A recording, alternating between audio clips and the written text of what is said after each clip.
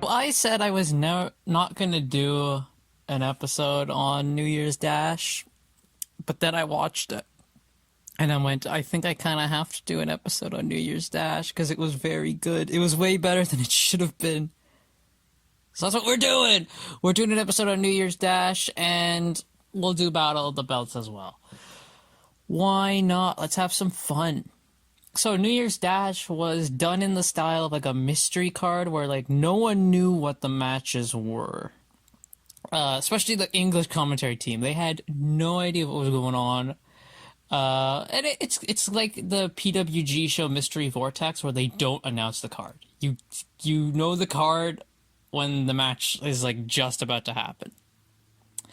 Which I thought that's a kind of cool idea. So the first match was Tomoaki Onma, Tiger Mask, and Ren Narita facing House of Tortures, Evil, Yojiro Takahashi, and Dick Togo in a 6-man tag. I'll be honest, I didn't care too much for this match at first. House of Torture won, and at the end they started beating down our baby faces, especially Ren Narita. And this is when we had Suzuki. Minoru Suzuki came out to make the save. In the hat! Minoru Suzuki had a hat. He had like a fedora type hat on, and I was losing my mind. This is the new Suzuki arc. He wears the hat. Minoru Suzuki in the hat, please. El Desperado also came out to help.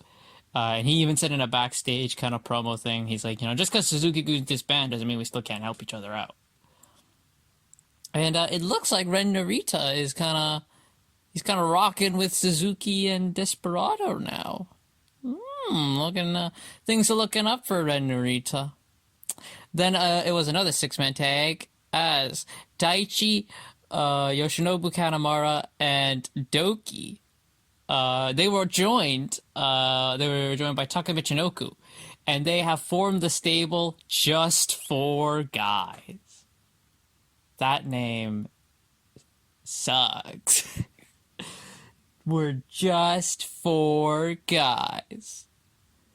But they faced United Empire, Will Ospreay, TJP, and Francesco Akira.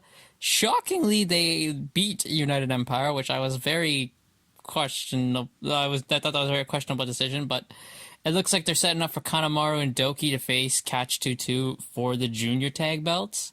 And Ospreay was getting in Taichi's face, so I guess that's the next feud for all these guys.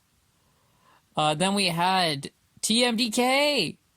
Mikey Nichols, Shane Haste, and the newly joined Zack Sabre Jr.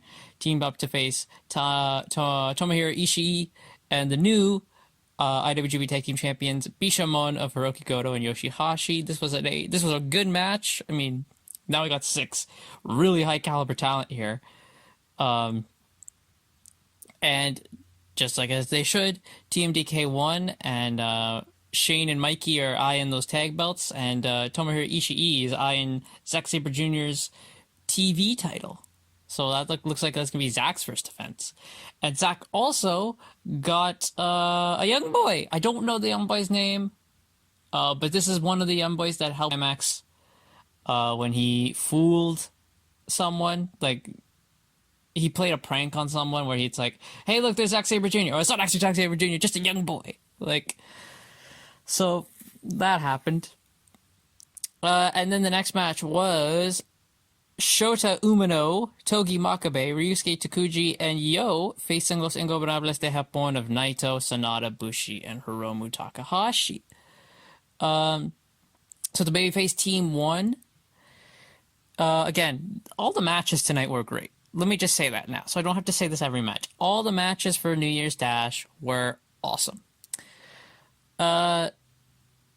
And after the match, looks like that Shota Umino Naito feud is officially kickstarted now. I'm liking that. And Yo challenged Hiromu Takahashi for the IWGP Junior Heavyweight title. Look at that. Then we had Bullet Club of El Phantasmo, Kenta, Taiji Ishimori, and Jay White, who's coming off his title loss, and he was kind of I guess they're doing the story where Jay White's kind of going crazy, because he was going after Chris Charlton on English. He's like, stop smiling, I see you smiling.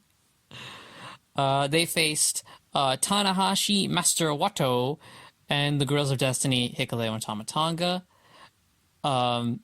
They got DQ'd. I believe Phantasmo might have used the belt.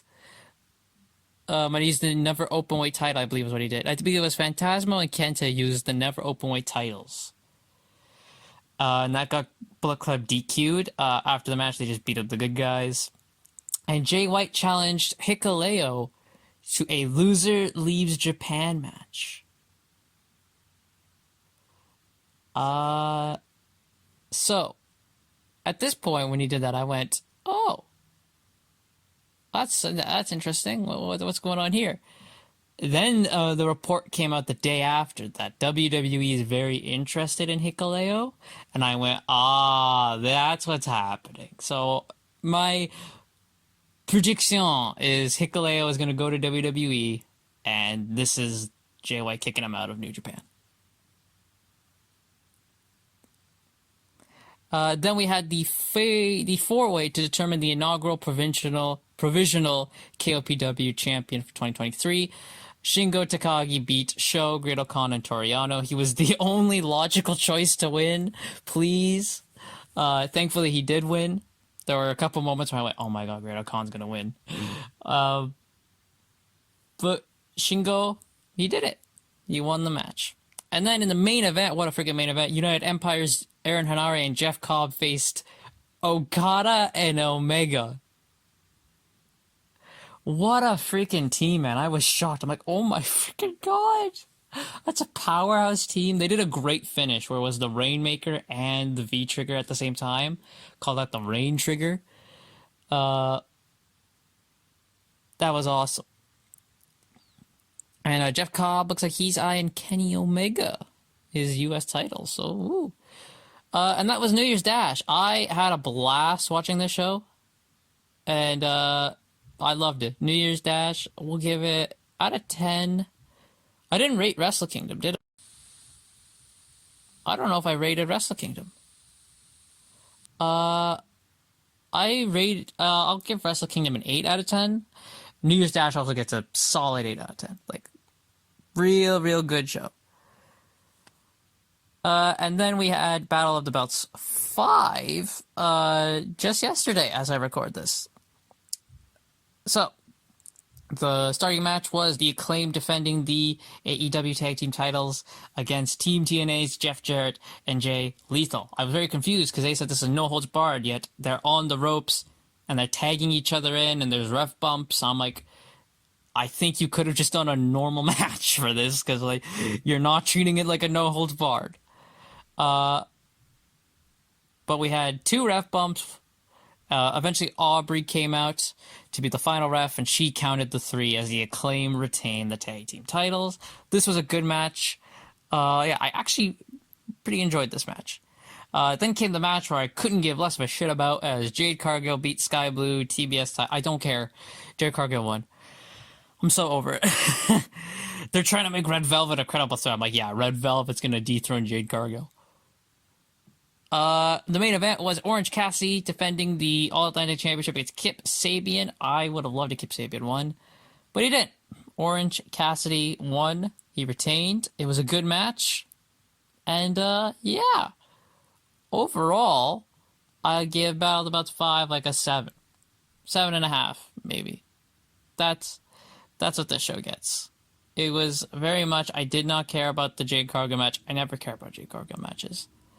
And the other 2 were solid. But after so much wrestling, I could only take so much. And I'm glad that I can now recharge my batteries. Because I need to.